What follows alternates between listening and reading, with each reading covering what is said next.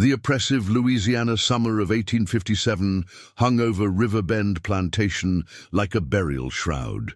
Mosquitoes swarmed above the Mississippi's murky waters, while cicadas screamed from the oaks, draped in Spanish moss. It was under these ancient trees that Eliza Montgomery, the unlikely mistress of the 5,000-acre cotton empire, breathed her last. "Miss Eliza gone," whispered Naomi to the others gathered in the kitchen house, "and they say she done something terrible." Naomi, at 45, had been born on River Bend and had served as Eliza's personal maid since they were both girls. Her dark eyes, usually calm as still water, now reflected something between fear and a forbidden hope. Samuel, the elderly coachman, who had driven 3 generations of Montgomerys, shook his head solemnly. "Don't you go talking that way. Ain't nothing good ever come from that kind of hope." In the main house, separated by only 50 yards but worlds apart from the kitchen quarters, a different conversation unfolded. Eliza Montgomery's nephew, Thomas Beaumont, a man whose jowls quivered with barely contained rage, stood in the mahogany-panelled study confronting Edgar Whitfield, Eliza's longtime attorney. "This is preposterous," Thomas hissed, waving the document that Edgar had just presented to him. "My aunt was clearly not of sound mind.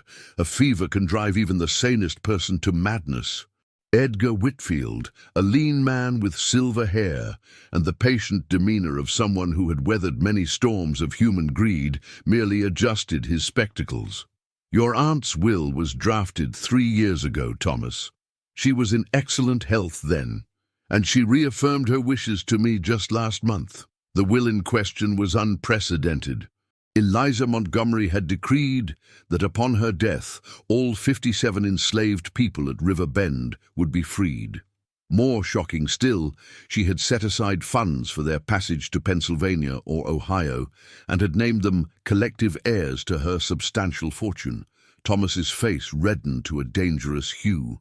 "This will destroy everything my grandfather built, everything. You know what happens when such ideas spread. Do you want another rebellion like Nat Turner's, blood running in the streets?" Edgar remained unflappable. "Your aunt believed that no human being should own another. She came to this conclusion gradually, over many years. It wasn't a deathbed conversion." "And what of me?" Thomas demanded, "her only living relative." "She's left you the New Orleans townhouse and an annual stipend," Edgar replied calmly. "Generous by any measure, though not what you expected, I imagine." Outside, the late afternoon light filtered gold through the oak trees, casting long shadows across the manicured lawn. In the field beyond, men, women, and children bent double under the merciless sun, harvesting cotton as they had every day of their lives. They did not yet know that within the walls of the big house, their futures were being violently contested.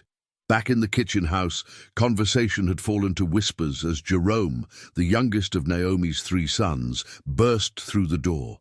"They arguing something fierce in there," he reported, his voice barely audible. At 20, Jerome worked as a house servant and could move more freely than the field hands. "Master Thomas screaming about the will, about us." His mother grabbed his arm, fingers digging into flesh. "What about us?" Before Jerome could answer, the sound of approaching boots silenced them all. The door swung open, revealing Overseer Miller, a man whose name was whispered like a curse across River Bend. "Back to work, all of you," he ordered, his pale eyes scanning each face for any hint of defiance. "Funeral preparations need seeing to, and the cotton won't pick itself." After he left, the air in the kitchen remained charged with tension. Samuel, who had survived 65 brutal Louisiana summers, spoke with the weight of hard-earned wisdom.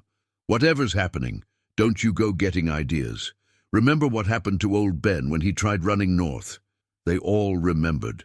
Ben's attempt had ended with dogs and a tree and a spectacle that the white folks had forced them all to watch. "But if it's true," whispered Naomi's oldest son, Isaiah, his voice steady despite the risk in his words, "if Miss Eliza really did free us in that paper, then they'll find a way around it," Samuel cut him off. "Always do. That night, as darkness settled over River Bend, 57 souls lay awake, caught between the crushing weight of experience that taught them never to hope, and the irrepressible human instinct that whispered maybe this time would be different. In the main house, Thomas Beaumont paced the study until well past midnight. The will sat on the desk, its innocent parchment threatening to destroy everything he had expected to inherit. Tomorrow, the funeral would take place, and immediately after, the will would be officially read. News would spread. Questions would be raised. "This cannot stand," he muttered to himself, pouring his fourth glass of bourbon. Thomas had debts, significant ones from gambling and failed investments. River Bend was to be his salvation.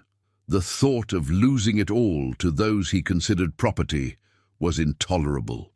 He made his decision before dawn. Summoning Overseer Miller to the study, Thomas outlined his plan. "The will reading is tomorrow afternoon. Before that happens, I want the most troublesome ones separated and locked in the old tobacco barn.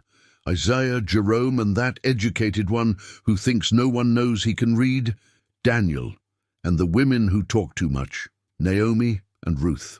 Miller nodded, a slow smile spreading across his weather-beaten face. "You worried about unrest?" "I'm worried about legal complications," Thomas replied. "If they scatter after the reading, finding them will be difficult. Better to have control of the situation." Miller understood perfectly. The law was one thing, reality was another. Even with a will freeing them, enslaved people had few real protections, especially in Louisiana. A challenge to the will could take months or years to resolve, and in the meantime, possession was 9/10 of the law. As the first pale light of dawn crept across the plantation, Naomi was already awake, preparing breakfast for the house. The air felt different somehow, charged with possibility and danger in equal measure. She moved quietly through the kitchen, her mind racing. During her decades of service, Naomi had become adept at gathering information. She had learned to be invisible while remaining present, to hear everything while appearing to hear nothing. This skill had saved her from punishment many times and had allowed her to protect her children when possible. Now it gave her a crucial advantage. She knew about the will. She had known for nearly 3 years, ever since she had been dusting the study while Miss Eliza and Mr. Whitfield discussed it, believing her to be as inanimate as the furniture. She had told no one, not even her children or Samuel, whom she trusted above all others. Hope was too dangerous to share. But now, with Miss Eliza gone, and the will soon to be read publicly, Naomi sensed the danger gathering like storm clouds. She had seen Thomas's expression when he arrived yesterday, the naked greed and anger. She knew men like him didn't surrender wealth easily, especially not to those they considered beneath them. As she needed dough for the funeral dinner's bread, Naomi made her decision. She needed to speak with Daniel, who worked in the stable and could read. Daniel needed to know what might be coming, and through him, others could be warned. Across the plantation, as the sun climbed higher, word was already spreading in half-whispers and meaningful glances. Something was happening. Something important enough that Thomas Beaumont had ordered extra men to patrol the plantation boundaries. Something that had the house slaves exchanging glances of mingled fear and anticipation as they prepared for the funeral that afternoon. By midday, Overseer Miller had already separated Isaiah, taking him to inspect a broken fence in the north field. Everyone knew there was no broken fence. River Bend Plantation stood on the precipice of change, but whether that change would bring liberation or tragedy remained to be seen. As the church bell tolled, announcing the hour of Eliza Montgomery's funeral, 57 souls prepared themselves for whatever would come next, each carrying the private weight of hope they dared not speak aloud. What none of them yet realized was that the true horror was not in the system that had bound them, but in what Thomas Beaumont was willing to do to maintain it, and what they would have to endure before they could claim the freedom that Miss Eliza had intended for them. The funeral procession wound its way through Riverbend's oak-lined drive, a solemn parade of black carriages and Monroe's wealthiest citizens. Eliza Montgomery, despite her increasingly reclusive nature in recent years, had been a fixture of Louisiana society, and her passing at the relatively young age of 52 had shocked the community. Thomas Beaumont performed the role of grieving nephew flawlessly. Dressed in impeccable black, he accepted condolences with appropriate solemnity, his eyes appropriately red-rimmed, though whether from grief or the previous night's bourbon remained a private matter. "Such a tragedy," murmured Mrs. Evelyn Hollingsworth, widow of a neighboring plantation owner. "And with no children to carry on the Montgomery name. Thank heavens she had you, Thomas." Thomas inclined his head, the very picture of dignified mourning. "Aunt Eliza was more like a mother to me. Her loss is beyond words." From her position serving refreshments, Naomi observed this performance with the detachment of someone who had spent a lifetime watching white people's theatrics. The real Thomas Beaumont had been a rare visitor to River Bend until his gambling debts had grown too substantial to ignore. His newfound devotion to his elderly aunt had coincided precisely with his financial desperation. More concerning to Naomi was the absence of her sons. Isaiah had not returned from the broken fence errand with Overseer Miller. Jerome, who should have been helping serve the funeral guests, was nowhere to be found, and Daniel, with whom she had desperately needed to speak, had been sent to town on a spurious errand that morning. Something was happening. The pieces were being moved methodically, one by one. After the burial in the Montgomery family plot, the funeral party returned to the main house. Attorney Whitfield discreetly announced that the will would be read in the study at 4 o'clock for family and essential personnel. Thomas nodded, his expression carefully neutral. As the house slaves cleared away the funeral refreshments, Ruth, a woman who worked alongside Naomi in the kitchen, whispered, "Something ain't right. Where's Isaiah and Jerome? And I ain't seen Bessie or old Samuel either." Naomi's heart thumped painfully against her ribs, but her face remained impassive. "Keep your voice down and your eyes open," she whispered back. "Whatever happens next, be ready." By 3:30, Naomi had confirmed her worst fears. At least 12 people were missing from their usual posts, all of them strong, smart, or influential among the enslaved community. The pattern was clear. Thomas was systematically removing anyone who might organize resistance or claim their legal rights once the will was read. Naomi made a swift decision. During her decades at River Bend, she had accumulated small advantages: knowledge of the house's rhythms, awareness of which floorboards creaked, which doors were rarely locked. Most importantly, she knew where Edgar Whitfield would be preparing for the will reading, the small guest parlor where Eliza had always received him. Moving with the practiced invisibility of someone who had survived by being overlooked, Naomi made her way to the parlor. She knocked softly, entering with a tray of coffee. "Just bringing refreshment before the reading, Mr. Whitfield," she said, her eyes downcast in the pose of civility expected of her. Edgar Whitfield looked up from his papers, nodding absently. "Thank you, Naomi." As she arranged the coffee service, Naomi spoke barely above a whisper. "People are missing, sir. Isaiah, Jerome, Daniel, at least 9 others. Taken away this morning." Whitfield's head snapped up, his eyes suddenly alert. "What?" "Mr. Thomas and Overseer Miller been moving folks since dawn, the ones who might speak up, the ones who can read." Understanding dawned in Whitfield's eyes. After 30 years as the Montgomery family attorney, he harbored no illusions about human nature, especially regarding the lengths people would go to preserve wealth and power.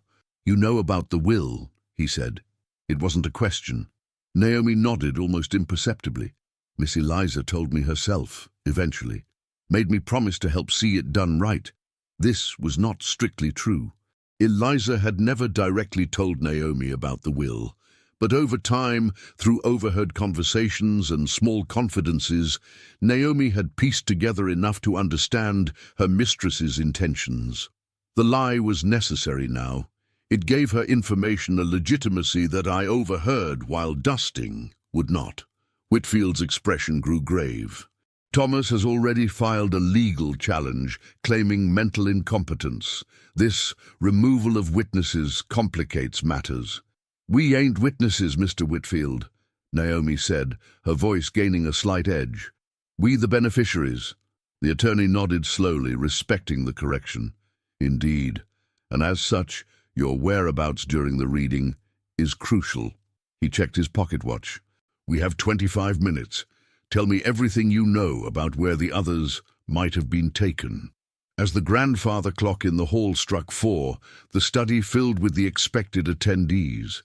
Thomas Beaumont, the plantation manager, Reverend Collins, who had presided over the funeral, and a few distant relatives who had made the journey from Baton Rouge and New Orleans.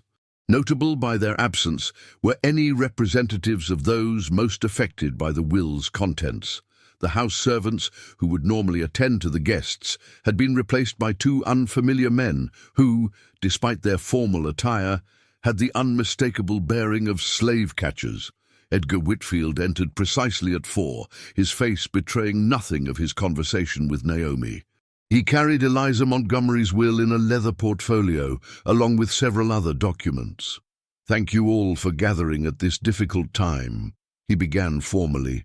"Before I read the last will and testament of Eliza Catherine Montgomery, I must address a concerning matter that has come to my attention." Thomas straightened in his chair, eyes narrowing. "It appears," Whitfield continued, "that several individuals named in Miss Montgomery's will are currently indisposed.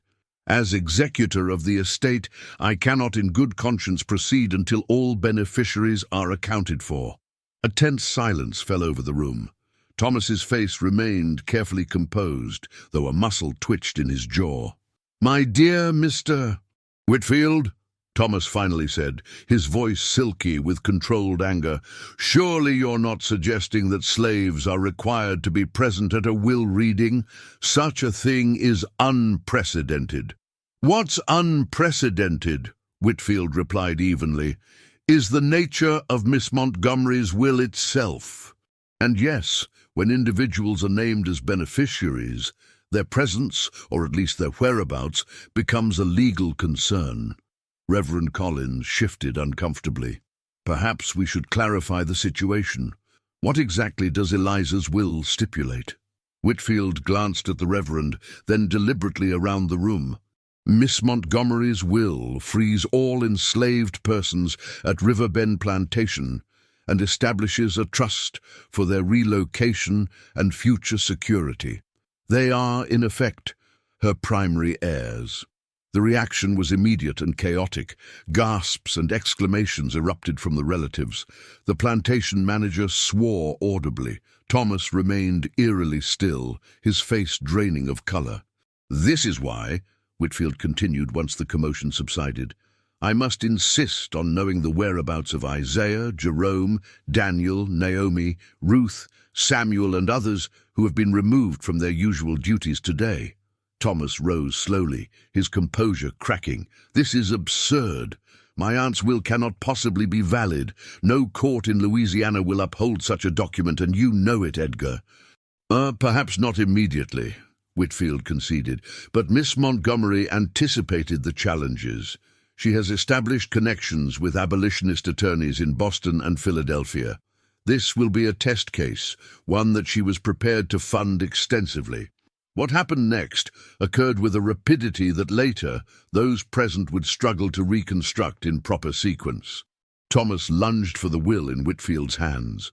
The attorney, anticipating this, stepped back quickly. One of these servants, actually Thomas's hired men, moved to block the study door. Outside, raised voices could be heard, followed by the unmistakable sound of a gunshot.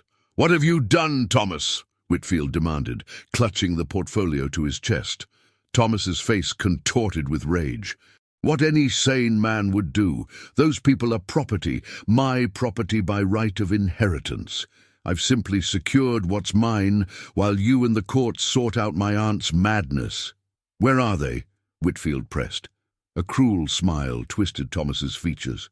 Somewhere safe, and they'll remain there until this farce of a will is invalidated, or until I decide to sell them downriver. After all, property can be liquidated if necessary. The distant shouting grew louder. Thomas glanced toward the window, momentary uncertainty crossing his face. "You've miscalculated, Thomas," Whitfield said quietly. "After our conversation this morning, I took the liberty of sending my clerk to the sheriff with affidavits regarding Miss Montgomery's wishes and concerns about possible interference. This was a calculated bluff.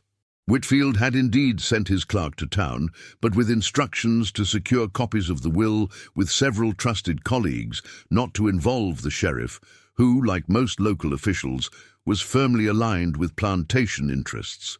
The bluff worked. Thomas paled visibly, his confidence faltering. "Sheriff Thompson is a personal friend," he blustered. "He understands how these matters work." "Perhaps," Whitfield acknowledged, "but a federal marshal accompanying my clerk might view things differently." This, too, was false, but the specter of federal involvement, suggesting that Eliza's northern abolitionist connections had already been activated, had the intended effect. Thomas turned to his hired men. "Check what's happening outside," he ordered. As one of them left the room, Thomas addressed the stunned relatives and the Reverend. "I apologize for this unseemly business. My aunt's decline was more severe than any of us realized. Her will reflects derangement, not rational thought." Reverend Collins, whose comfortable lifestyle depended on the goodwill of parishioners like Thomas, nodded sympathetically. "Mental infirmity is indeed a terrible affliction. Perhaps a period of reflection before proceeding would be wise." While this drama unfolded in the study, a different kind of horror played out across the plantation. Overseer Miller and 4 hired men had spent the morning systematically rounding up key figures among the enslaved community. By noon, 17 people had been locked in the old tobacco barn on the plantation's northern boundary, men and women identified as potential leaders, troublemakers, or those with dangerous skills like literacy. Among them was Isaiah, Naomi's eldest son, who had been among the first taken. At 32, Isaiah had the quiet dignity of a man who had survived by carefully navigating the narrow path between necessary submission and preserved humanity. He had been born on River Bend, had never known any other life, but within him burned a carefully banked fire of resistance. The tobacco barn was a strategic choice for imprisonment, far enough from the main house and quarters to muffle sounds, sturdy enough to prevent easy escape, and removed from the areas where funeral guests would venture. Inside, conditions deteriorated rapidly as the Louisiana summer heat transformed the enclosed space into a stifling oven. "They fixing to sell us," predicted Bessie, an older woman who worked in the laundry. "Moving us before that will gets red." "Hush that talk," Samuel cautioned, though the fear in his eyes suggested he shared her assessment. Isaiah moved to the small window high in the barn wall, managing to pull himself up enough to peer through a crack in the weathered boards. What he saw sent ice through his veins despite the heat. 2 wagons had been positioned near the barn, the kind used for transporting enslaved people to the auction blocks in New Orleans. "There's wagons," he reported softly, dropping back to the floor. The implications were clear and terrifying. Quick sale and separation had always been the ultimate threat, hanging over every enslaved person's head, the final punishment that could destroy families and communities in an instant. Daniel, the stable worker who had taught himself to read from discarded newspapers and books, spoke up. "Miss Eliza's will, supposed to free us all. Mr. Whitfield been working on it for years." "What good's a will if we gone before it's read?" Bessie countered bitterly. The suffocating heat, the fear, and the uncertainty created a pressure cooker of tension inside the barn. Some prayed quietly, others sat in stunned silence. A few paced restlessly, looking for weaknesses in the structure. Outside, Miller consulted with his men about the transportation logistics. Their plan was simple.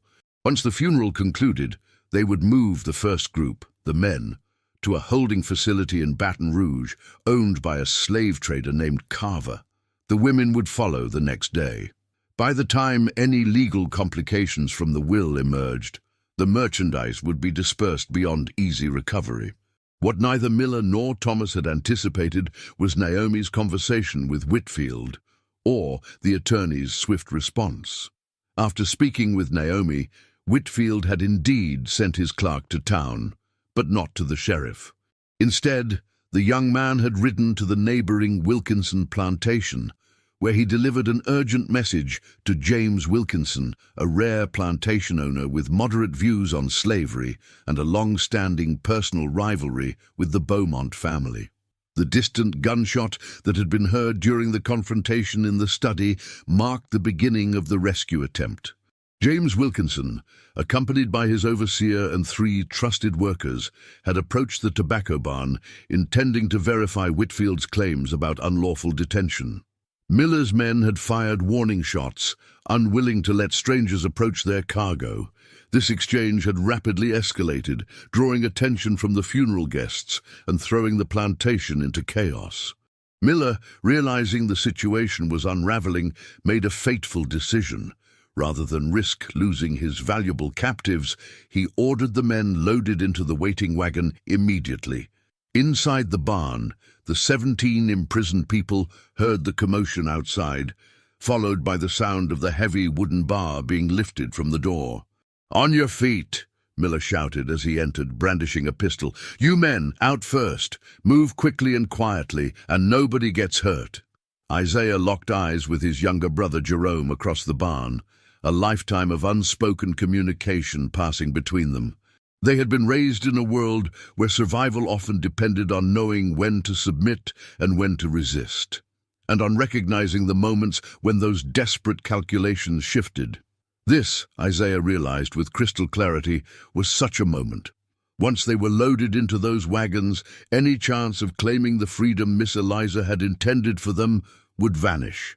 They would disappear into the vast, brutal machinery of the domestic slave trade, becoming untraceable statistics among the thousands sold downriver each year. As Miller's men began roughly herding the men toward the door, Isaiah made his decision.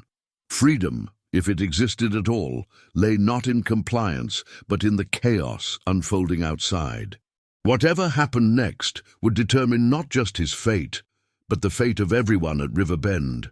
The true horror of what was about to unfold was not in supernatural terrors or ghostly apparitions, but in the very real human capacity for both cruelty and courage when pushed to the extremes of desperation.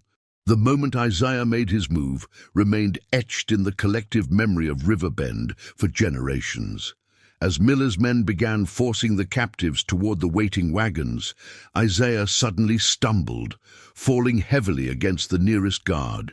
The man, a local hired for the day and unfamiliar with handling enslaved people, instinctively raised his rifle, but hesitated to fire in the close quarters. That split-second hesitation was all the opening needed. Jerome lunged forward, grabbing the rifle barrel and forcing it upward. The weapon discharged into the barn roof, sending splinters raining down and creating instant pandemonium. What followed was not the coordinated rebellion of later embellished stories, but the desperate, chaotic struggle of people fighting for their very existence. Daniel tackled another guard, while Samuel, despite his 65 years, showed surprising strength as he helped disarm a third. Miller, seeing his control of the situation rapidly disintegrating, fired his pistol into the air.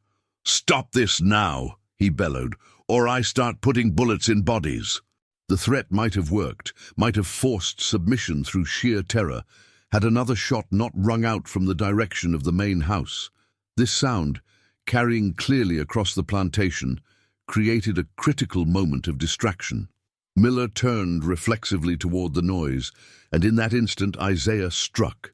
The overseer fell heavily, his pistol skittering across the packed earth floor. Before any of the remaining guards could react, the weapon was in Isaiah's hands. "Back!" he ordered, his voice steady despite the enormity of what was happening. "Everyone back and drop your weapons." The guards hesitated, calculating odds. They were outnumbered but trained. The enslaved people were desperate, but largely unarmed. It was the kind of standoff that could tip either way on the smallest variable. That variable arrived in the form of James Wilkinson, who appeared at the barn entrance with his men close behind. Assessing the scene with remarkable quickness, Wilkinson spoke with the authority of a man accustomed to being obeyed. "I suggest everyone lower their weapons immediately. This situation has legal implications far beyond a plantation dispute." Miller struggled to his feet, blood streaming from a gash on his forehead where Isaiah had struck him. "This ain't your concern, Wilkinson. These are Beaumont's slaves." "Actually," Wilkinson replied calmly, "according to Attorney Whitfield, they are free people under the terms of Eliza Montgomery's will. Detaining them against their will could constitute kidnapping." This legal fiction, for the will had not yet been properly executed or recognized by any court, nevertheless carried enough weight in the moment to shift the balance of power. Miller's hired men, already unnerved by the unexpected resistance, had no stake in risking their lives for what was clearly becoming a complicated legal matter. One by one they backed down.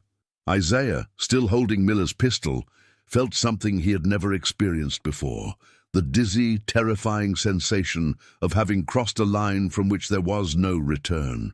In the system of American slavery, what he had just done, raising a hand against a white man, taking a weapon, was punishable by death, often in the most public and gruesome manner possible. Yet here he stood, alive in this suspended moment, with the weight of the pistol in his hand, and the future of everyone he loved, balanced on the knife edge of the next few minutes. "What happens now?" he asked, addressing Wilkinson directly, another unprecedented act. Wilkinson, to his credit, responded as one man to another. "That depends on what's happening at the main house. My understanding is that Mr. Whitfield is attempting to properly execute Miss Montgomery's will despite considerable resistance." A tense silence fell as this information was processed. For the captives, it represented something almost incomprehensible, the possibility that the legal system, so long an instrument of their oppression, might, in this one extraordinary instance, work in their favor. "We need to get to the house," Daniel said, speaking what many were thinking. "If that will gets read proper with witnesses—" Miller spat on the ground. "You think a piece of paper changes anything? This is Louisiana, boy. No court's going to uphold that mad woman's will. And when this is over, those who haven't been sold downriver will wish they had been." The threat hung in the air, a reminder of the brutal reality that had not fundamentally changed despite this momentary reversal. Isaiah felt the weight of decision press down upon him. The pistol in his hand represented one path, violent resistance with all its terrible consequences. The alternative was to trust in a legal system that had never shown any inclination to recognize his humanity. Before he could decide, Jerome spoke up. "We go to the house, together, as witnesses." Isaiah met his brother's eyes, seeing in them the same calculation he himself was making. Their best chance, perhaps their only chance, lay in making this a public matter. Violence would only reinforce the narrative that enslaved people were dangerous and unfit for freedom, but appearing as rational claimants to their legal rights might just confound expectations enough to create an opening. "Together," Isaiah agreed, lowering the pistol but not relinquishing it. As the tense standoff at the tobacco barn resolved itself into an uneasy procession toward the main house, events there had taken their own dramatic turn. The gunshot heard earlier had been fired by one of Thomas's hired men, attempting to prevent Whitfield's clerk from leaving the property with copies of the will. The young clerk had escaped unharmed, but the incident had transformed what Thomas had hoped would be a discreet handling of an embarrassing family matter into a very public crisis. Several funeral guests, alarmed by the gunfire, had already departed in haste. Others, driven by the perennial human fascination with scandal, lingered to see how events would unfold. Reverend Collins, torn between social obligation and self-preservation, had retreated to the veranda where he maintained a careful neutrality. In the study, Thomas and Whitfield remained locked in confrontation, their legal arguments now overshadowed by the unfolding chaos on the plantation. "This is your doing," Thomas accused, his earlier composure completely abandoned. "You've incited a rebellion that could get people killed."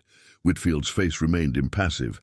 "What I've done is attempt to execute my client's legal wishes. What you've done, Thomas, is potentially commit multiple felonies in an attempt to circumvent those wishes."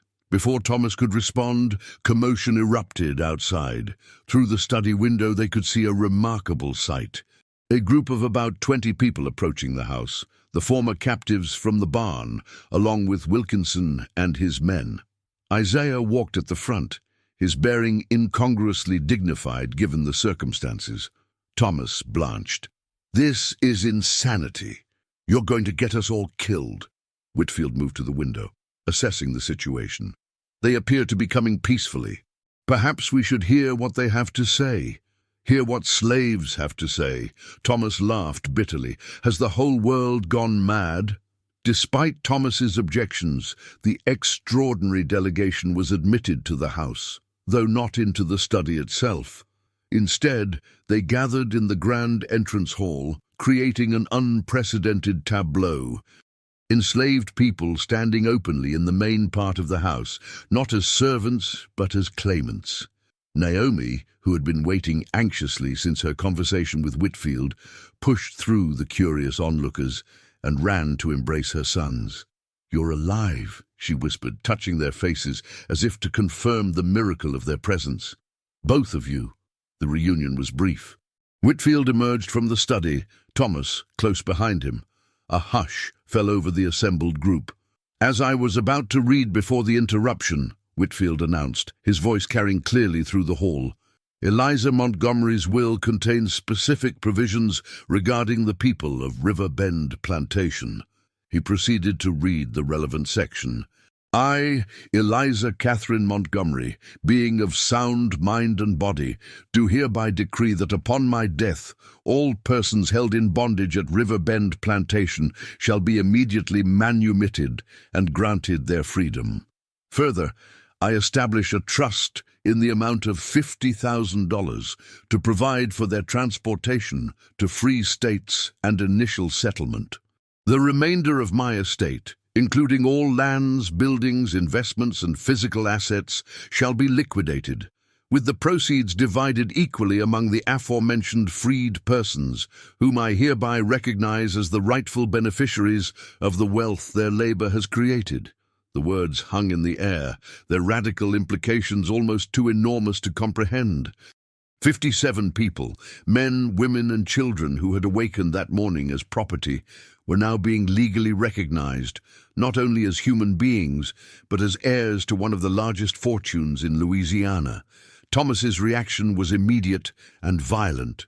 "This is an abomination," he shouted. "No court will uphold it. No community will accept it. This is nothing but a recipe for bloodshed." From the back of the crowd, an unfamiliar voice spoke up. "Actually, the courts may very well uphold it." Heads turned to see a distinguished older gentleman making his way forward. Judge William Harrison, a federal circuit judge and colleague of Whitfield's, had arrived quietly during the commotion.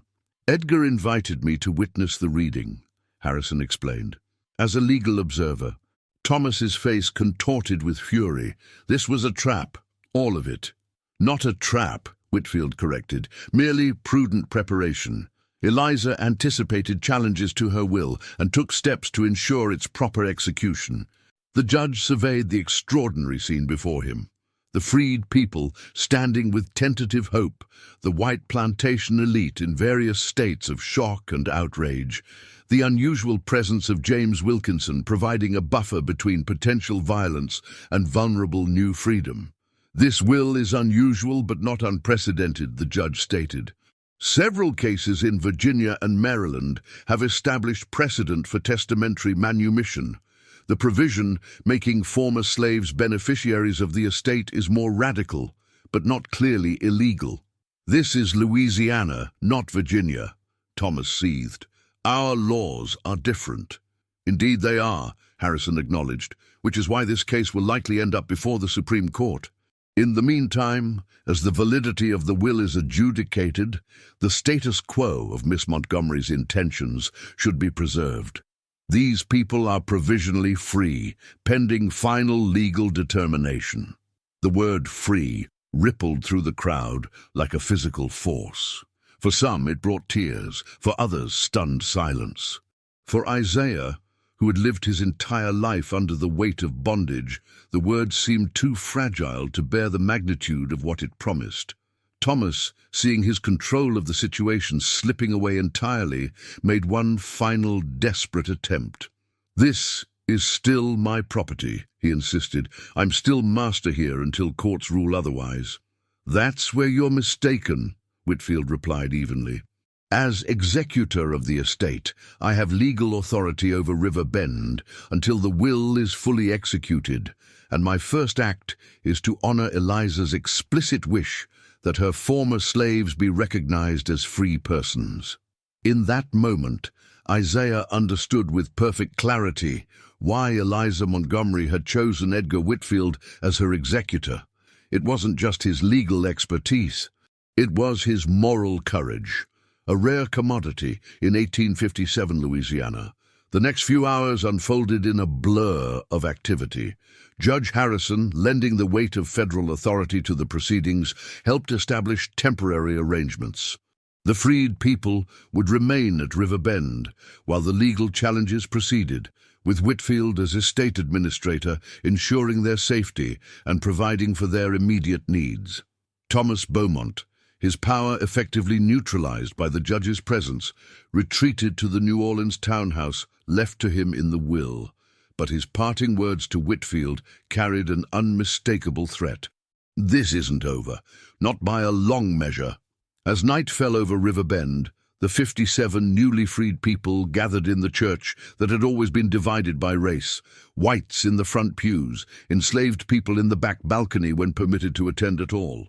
Tonight, they claimed the entire space as they tried to comprehend the magnitude of what had occurred.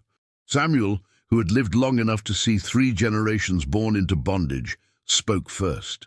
"Freedom's here," he said, his voice wavering, "but freedom ain't safe yet." Isaiah nodded, understanding precisely what the old man meant. Their status had changed on paper, but the world around them remained unchanged, a world built on the foundation of their subjugation. Thomas Beaumont's rage and threats were merely the most immediate danger, in a landscape filled with perils for black people daring to claim freedom in the antebellum South. "What do we do now?" asked a young woman named Clara, voicing the question on everyone's mind. Naomi stood, her usual reserve giving way to unexpected authority. "Now we learn what freedom means. We learn fast, and we stay together, because Isaiah and Samuel are right. There's danger all around us still." As they spoke, planning and praying in equal measure, none of them could have anticipated the specific form that danger would take, or how their newfound freedom would be tested in the fire of what was to come. For Thomas Beaumont, retreat was not surrender. It was merely a strategic repositioning before his counterattack. The horror of River Bend's story was far from over. It was, in many ways, just beginning. August gave way to September, and an uneasy peace settled over River Bend. Under Whitfield's administration, the plantation continued to operate, but with profound differences. The freed people worked the same fields, but now they received wages. They still occupied the same cabins, but as tenants rather than property. They still navigated a white power structure, but as employees rather than slaves. For many, these changes, though revolutionary in principle, felt disturbingly similar to their previous existence. The boundaries of their new freedom remained unclear and untested, constrained by practical realities and the hostile environment beyond River Bend's borders. "We're free on paper," Daniel observed during one community meeting in the church. "But step off this plantation and any white man with a grudge can claim we're runaways." He wasn't wrong. In the surrounding parishes, news of Eliza Montgomery's will had spread like wildfire, inspiring fear and outrage among white landowners. Free black people had always existed in Louisiana. Indeed, New Orleans had the largest community of free people of color in the Deep South. But the idea of an entire plantation workforce suddenly elevated to freedom and wealth was unprecedented and threatening.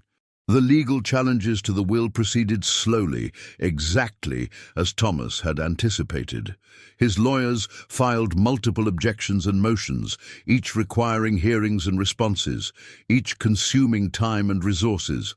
Judge Harrison's provisional ruling protecting the freed people's status remained in effect, but its practical enforcement beyond River Bend's boundaries was questionable at best. Isaiah, who had emerged as a natural leader during the crisis, carried the weight of this uncertain freedom heavily. He had always been careful, a survival trait developed over a lifetime of bondage. But now his caution bordered on paranoia. He rarely left the plantation boundaries, and when he did, he traveled armed with both the legal papers Whitfield had provided and the pistol he had taken from Overseer Miller. "You can't protect everyone," Naomi told him one evening as they sat on the steps of her cabin. The September twilight was thick with humidity and the chorus of cicadas. "You'll drive yourself mad trying." Isaiah stared into the gathering darkness. "I can try." His brother Jerome had adapted differently to freedom. Where Isaiah saw danger at every turn, Jerome saw opportunity. He had begun making trips into Monroe, establishing cautious connections with the small community of free black people there. Through them, he had learned about potential allies, sympathetic whites, Underground Railroad contacts, northern journalists interested in their story. "The world's changing, Isaiah," Jerome insisted. "We can't just wait and hope Thomas Beaumont loses in court." The tension between the brothers' approaches mirrored the larger divisions emerging within the River Bend community. Some believed their best protection lay in keeping a low profile, working diligently, and hoping the legal system would eventually secure their freedom permanently. Others argued for more proactive measures, reaching out to abolitionists, preparing escape routes to the north, or even considering permanent relocation to Canada or Liberia. These debates continued through September and into October, gaining urgency as the weather cooled and the cotton harvest concluded. With the main cash crop gathered and sold, the plantation's operation would slow for the winter months. This natural agricultural rhythm created a window for change, or for vulnerability. Thomas Beaumont, meanwhile, had not been idle. From his New Orleans base, he had assembled allies and resources for his counteroffensive. By mid-October, his plan was ready. It began not with violence, but with something more insidious, a strategic attempt to divide the River Bend community from within. The first sign came when Luther, who had worked as the plantation blacksmith, returned from a trip to Monroe with troubling news. He had been approached by a white man claiming to represent Thomas Beaumont, offering him a special arrangement. If Luther would persuade others that accepting relocation to Liberia was in their best interest, he would receive a substantial payment and guaranteed passage for his family. "He said the courts are going to rule against us eventually," Luther reported during an emergency meeting in the church. "Said Thomas is willing to be generous with those who are reasonable, but those who fight will get nothing." Similar approaches were made to others who had ventured beyond River Bend's boundaries. Each carried the same dual message: cooperation would be rewarded, resistance punished. It was a classic divide-and-conquer strategy, designed to fracture community solidarity. To Isaiah's dismay, the tactic gained some traction. After generations of enslavement, the prospect of guaranteed freedom, even if it meant relocation to an unknown continent, appealed to some. The alternative, continuing to fight a legal battle against powerful white interests in the Deep South, seemed increasingly risky as reports circulated of growing hostility in surrounding communities. "My children deserve certainty," argued Rebecca, a young mother of 3. If Thomas Beaumont's offering safe passage to Liberia and money to start fresh, maybe that's better than living in fear here. That's exactly what he wants us to think, Isaiah countered. Divide us, get us arguing among ourselves, make us forget what Miss Eliza intended. The community meeting ended without resolution. The unity that had sustained them through the immediate crisis now showing dangerous cracks. That night Isaiah couldn't sleep. The responsibilities he had assumed, protecting people who had placed their trust in him, weighed heavier with each new challenge. At dawn, he made his decision. He would go to New Orleans himself to meet with Thomas Beaumont face to face. Not to negotiate or compromise, but to understand precisely what they were facing, and perhaps to confront the man who threatened everything they had gained. Naomi was horrified when he told her his plan.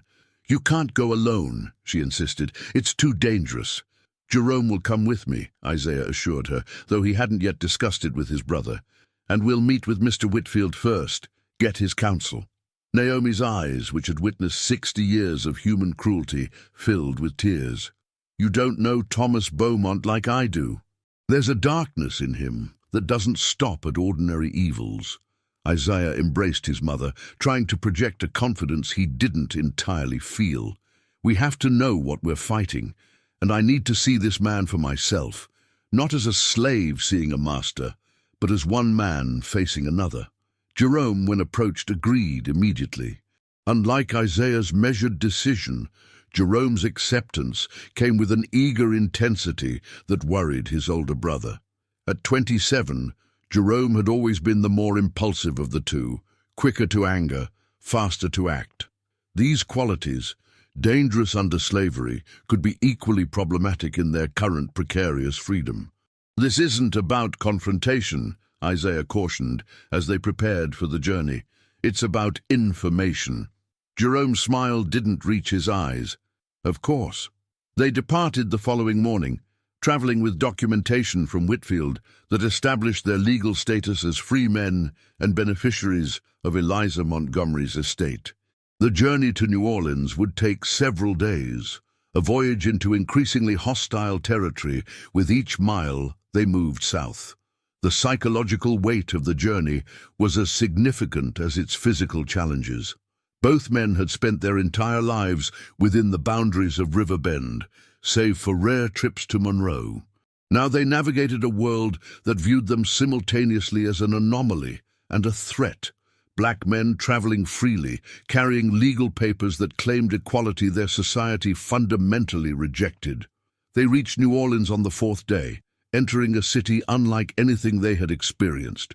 The bustling port, the mixture of languages and cultures, the complex racial hierarchy that included not just enslaved and free, but gradations of color and status, all of it overwhelmed senses accustomed to the relative isolation of plantation life.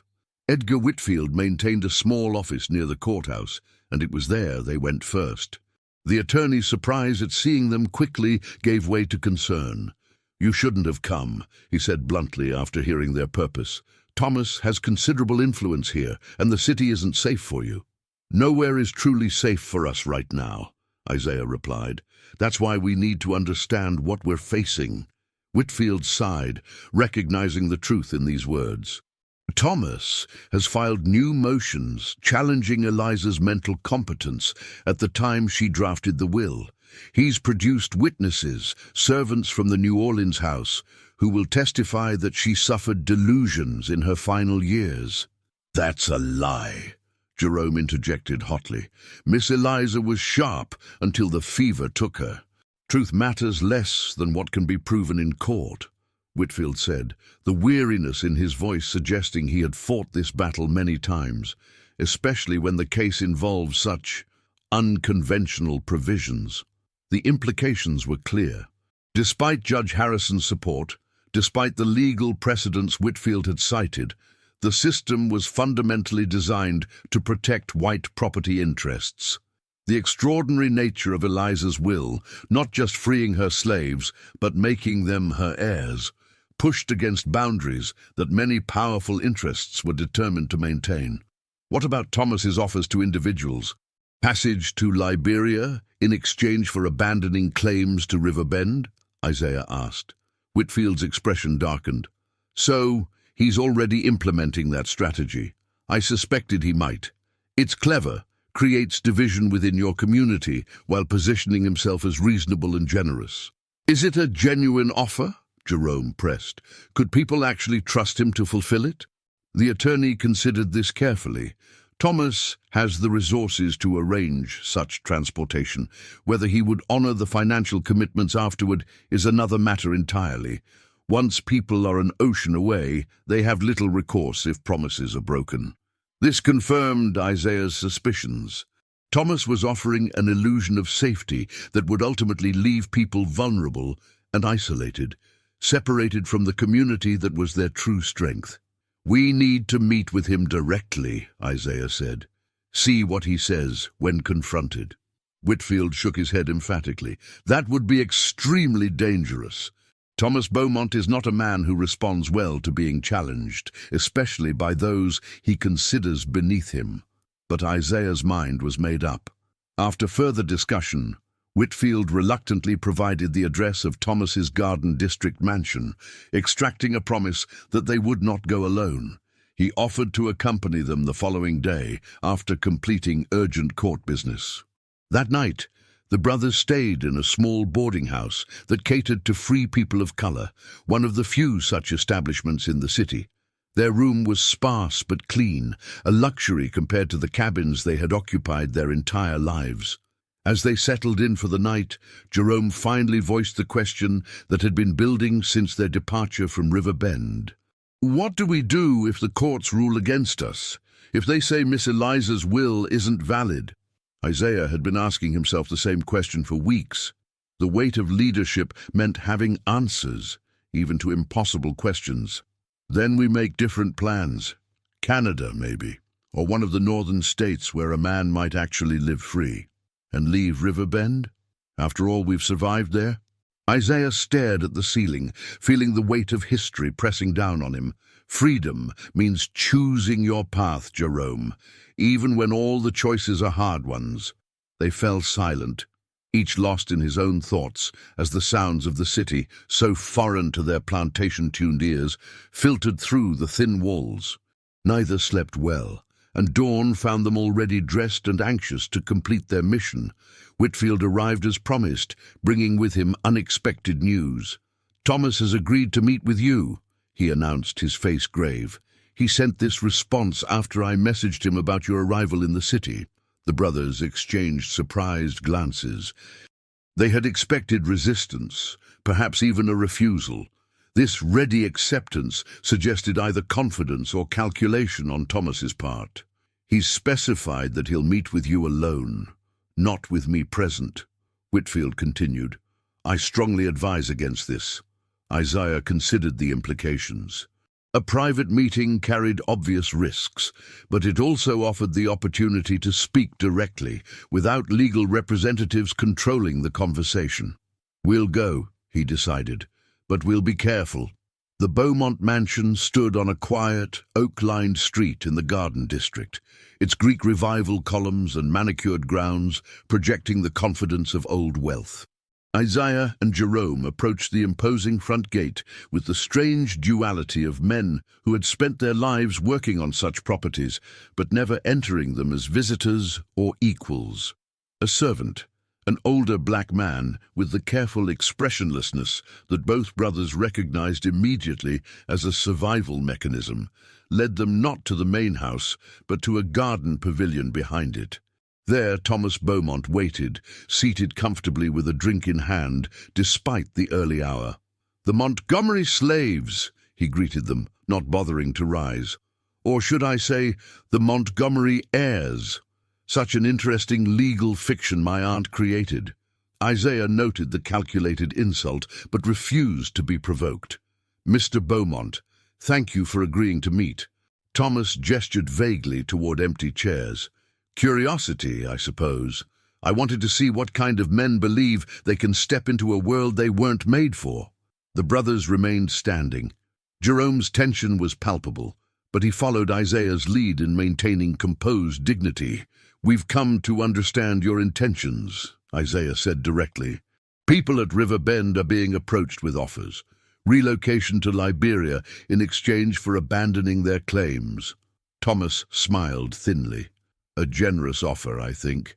Freedom in a land where they might actually belong, plus financial support to establish themselves.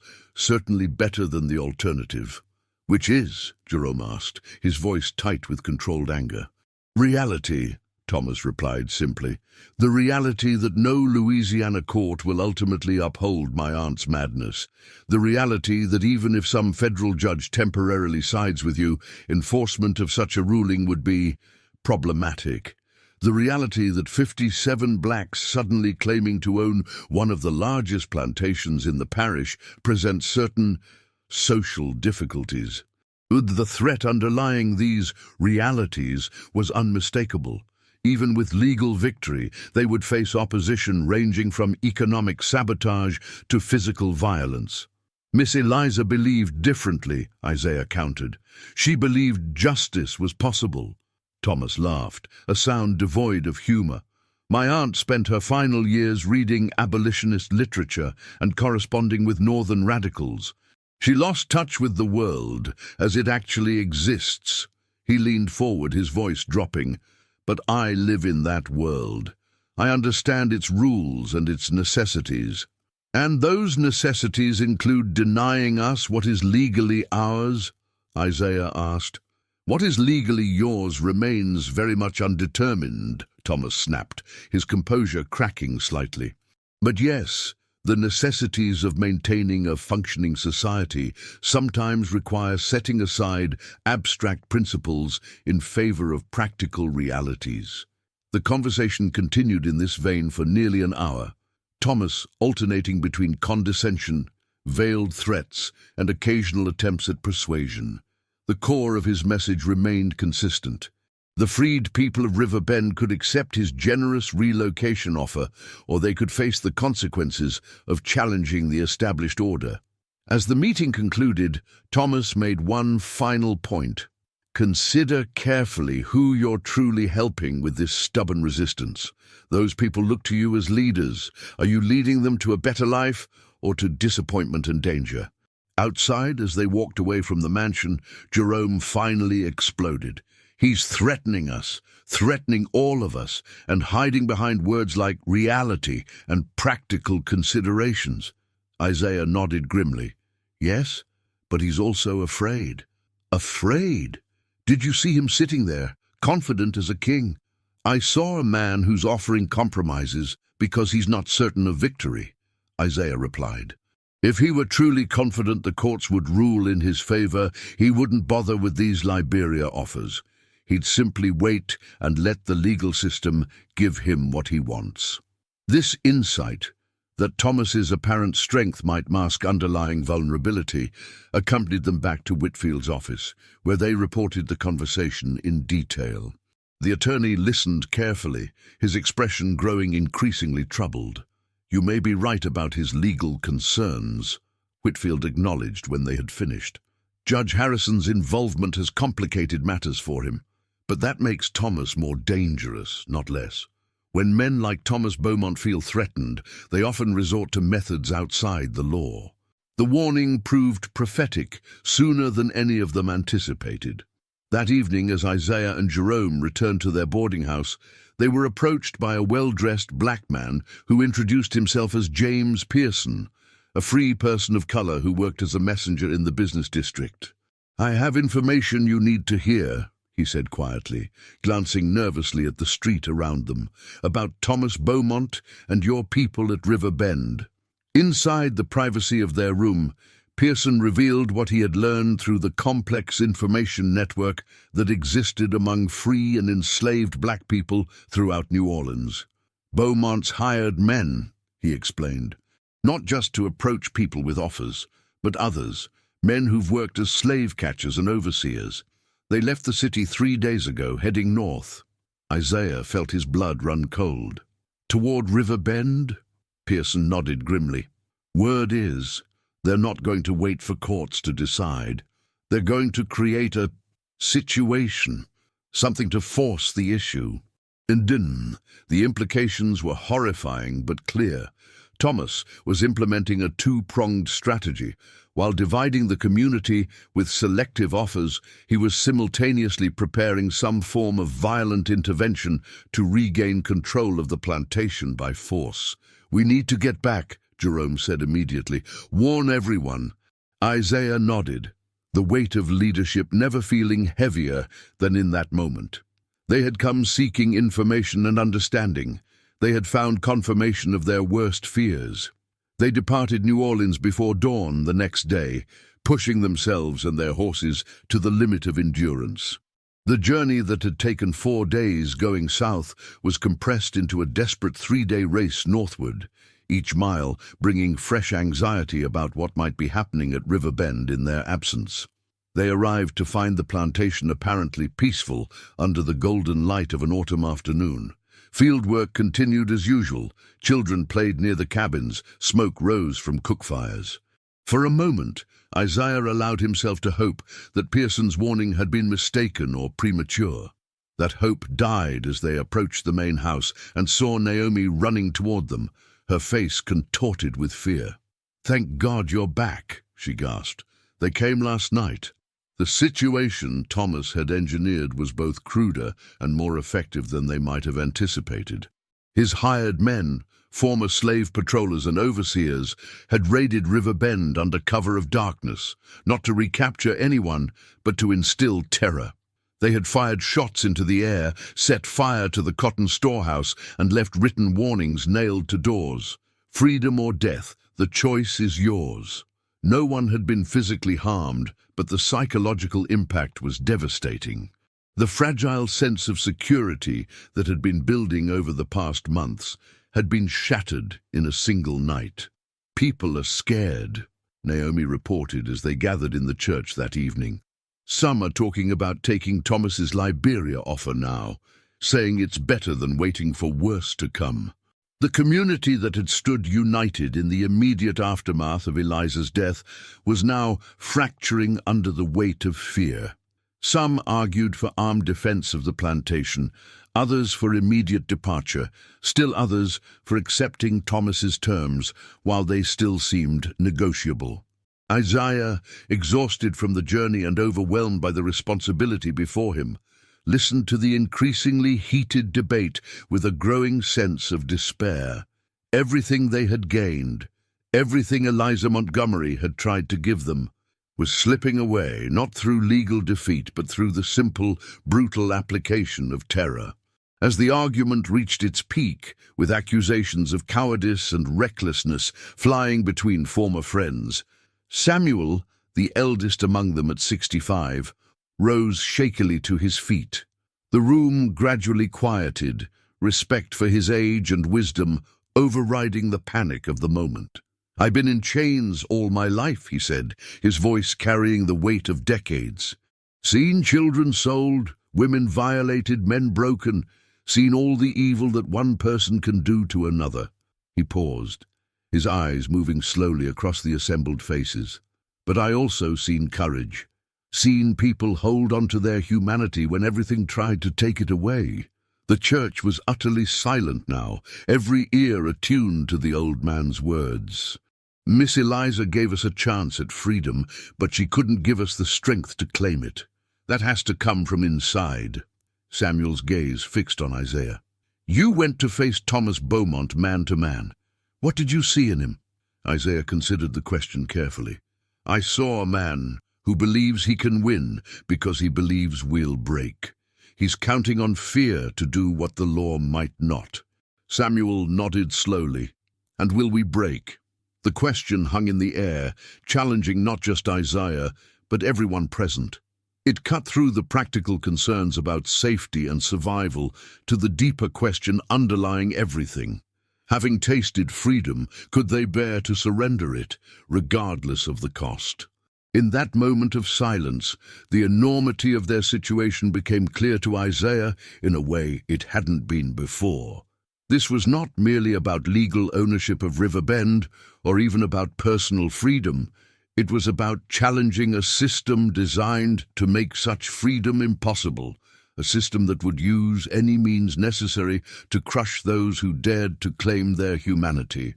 The true horror of their situation was not in ghostly hauntings or supernatural vengeance, but in the mundane, everyday brutality of a society built on human bondage, a society that would react with predictable violence when that bondage was threatened. "We will not break," Isaiah said finally, his voice quiet but firm.